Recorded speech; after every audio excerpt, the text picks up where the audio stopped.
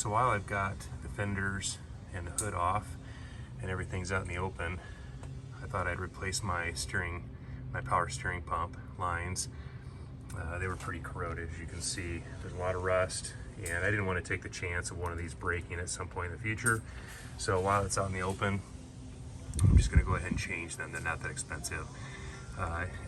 Instead of putting a fitting wrench on this, I just cut the line since I knew I was replacing it, so I could get a socket over the fitting. And this way, then I wasn't going to risk rounding off the corners and having a big problem. So here I got one out, the other one's loose, and just screw out nice and easy.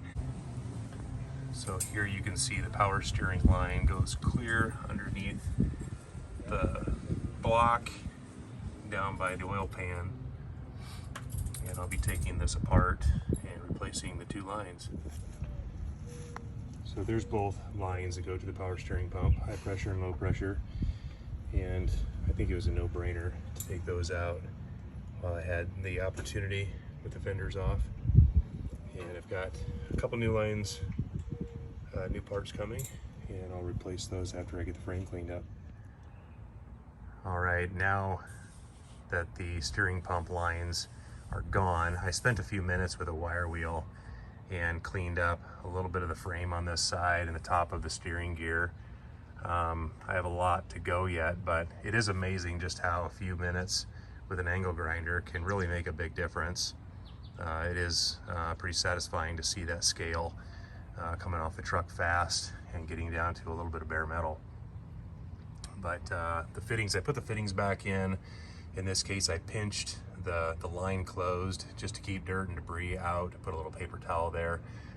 Once the frame is cleaned up and I've got everything painted, then of course I've got my new high and low pressure lines coming, and I'll install those, but not until everything's cleaned up and painted. So a lot of elbow grease here to be spent, but it is motivating to see just what a little bit of effort will do, and the results are paying off immediately. Okay, I moved over to the passenger side of the truck here. You can see a little more result from the wire wheel. Again, it is satisfying to see that scale and rust come off there quickly, and starting to see some bare shiny metal.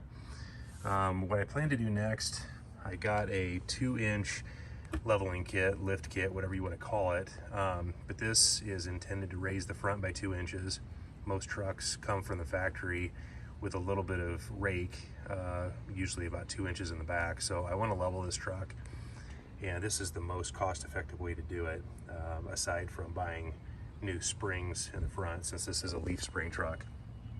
But the kit consists of new U-bolts and just this plate steel that you stack it up with a thickness of 2 inches, and that's going to raise my front by 2 inches, so it'll level the truck and give me just a little bit better stance.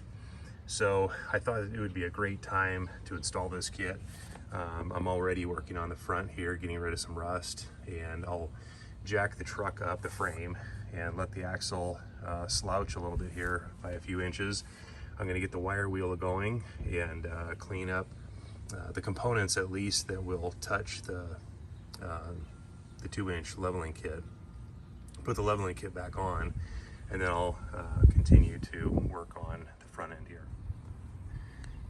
So the first thing I need to do to get ready for the leveling kit is simply cut the U-bolts. I'm not even going to try to take the nuts off the bottom. I'm just going to take a cutting disc and cut both U-bolts, and I'll let the axle drop down a couple inches. Then I'll take my wire wheel and I'll clean up the components and install my leveling kit. Again, it's very straightforward. It's just simply stacking 2 inches of steel on top of the axle underneath the leaf springs, and then putting on extended U-bolts and tightening down the nuts.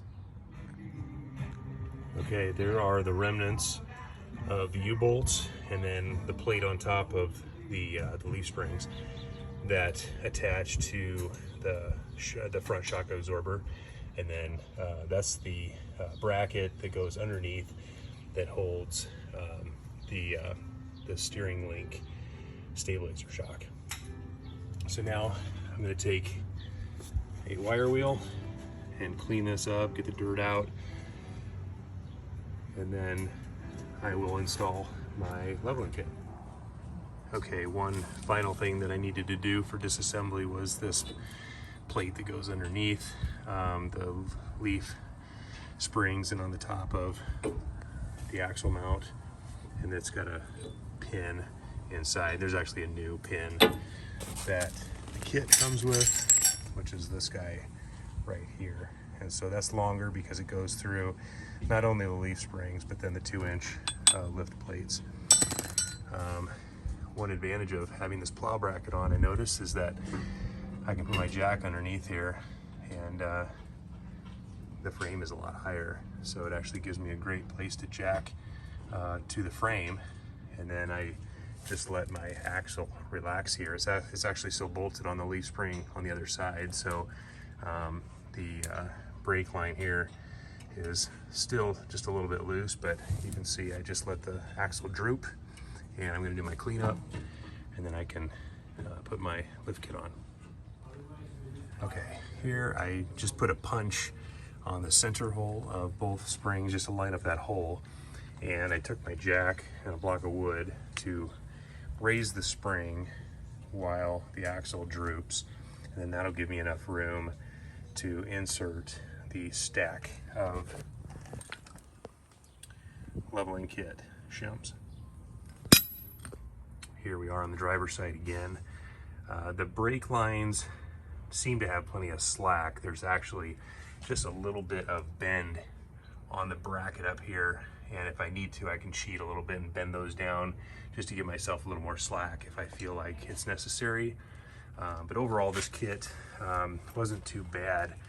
You know, it took most of the time just grinding the bolts off, cutting the bolts off, and grinding the old scale and rust off, really.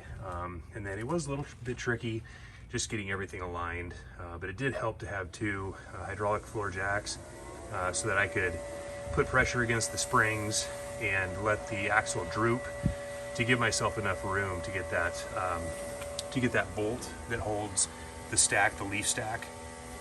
That needed plenty of clearance because it goes from the bottom up. So I had to have enough space between the axle and the leaf springs to get that inserted. So it was just helpful to have 2 hydraulic jacks so that I could kind of go up and down with the various components and get stuff lined up, hammer, pry bar, and it wasn't too bad of a job. So I'm running out of daylight. I'm going to clean up my tools, clean up the driveway here a little bit, and then I'm going to call it a night.